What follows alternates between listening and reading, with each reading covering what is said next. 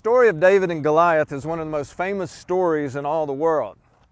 Everyone, it seems, knows about the underdog, about the David who beat a giant. Now, the Bible tells us this story took place in the valley of Elah. We're in the valley of Elah, and sure enough, there's a dry creek bed here, and it's full of stones.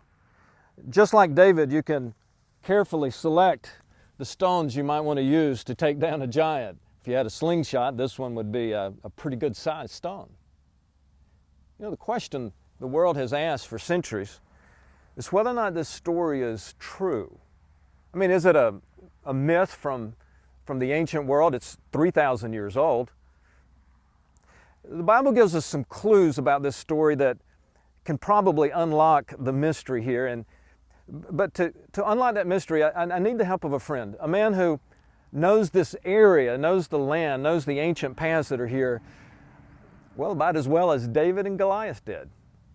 Boaz Shalgi has been leading groups along the ancient paths of Israel for more than 2 decades. He met us early one morning in the heart of Israel's rolling hills just to the west of Bethlehem.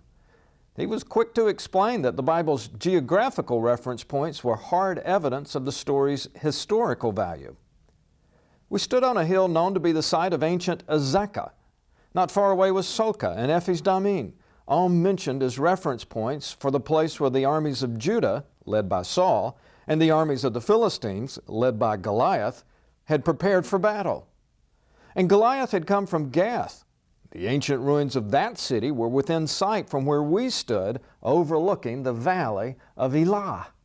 Thanks to the work of archaeologists and the enduring nature of the land, we were looking at one of history's most famous battlefields. This is Tel Azekah right here. Azekah? Yes, and Sokor is right over there. The Philistines came from the west, from the Mediterranean Sea area. The Israelites from Bethlehem and Jerusalem, which is in that area. The only valley is right here behind us. That is the place. So the Bible is giving us, you're saying, hard evidence for where the place is. Not saying simply once upon a time David beat Goliath, but rather now if you'd like to go see the valley, here are the reference points. Yes, absolutely. This is biblical geography, as we say, at its best. You know, it's absolutely amazing to me that 3,000 years later, we can say with a great deal of certainty that the David and Goliath story is true, in part because the Bible gives us so many geographic reference points that are still here in this valley of Elah and the places that surround it. But remember something, the Bible story is not simply about history. These are lessons of faith. Now, what happened here? You had a giant in the valley defying the armies of the living God. You had a giant in the valley cursing the name of the living God. And a young man, maybe 13 years old, comes to visit his brothers. For 40 days this has been going on. He hears it and simply will not tolerate the abuse of the name of God. And so he takes Goliath's challenge very personally, comes down into this valley, finds a handful of stones, gets his slingshot, and gathers up his faith and charges at the giant. Do you remember what he said?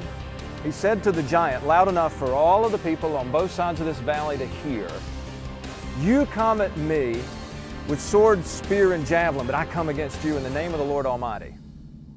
I come against you in the name of the God of the armies of Israel, whom you have defied. And this day he will give you to me, and I will strike you down and cut off your head and give the bodies of the Philistines to the armies of the birds of the air and the beasts of the field. And the whole world will know there is a God in Israel." And with that, he let the stone go. And yes, David had a lot of skill with a slingshot and a stone.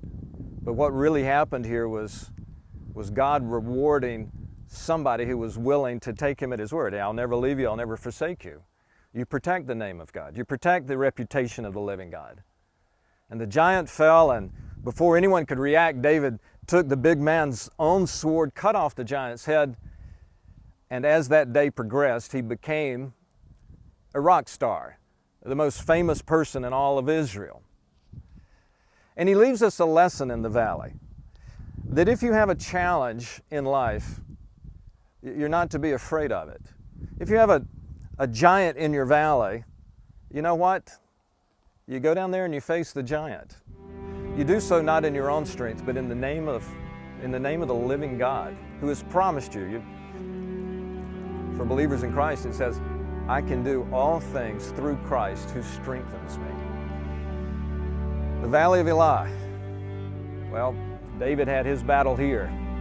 You'll have your battles somewhere else, perhaps. His God is your God. Take Him at His word and defeat your giants. I'm Andy Cook for the Christian Television Network.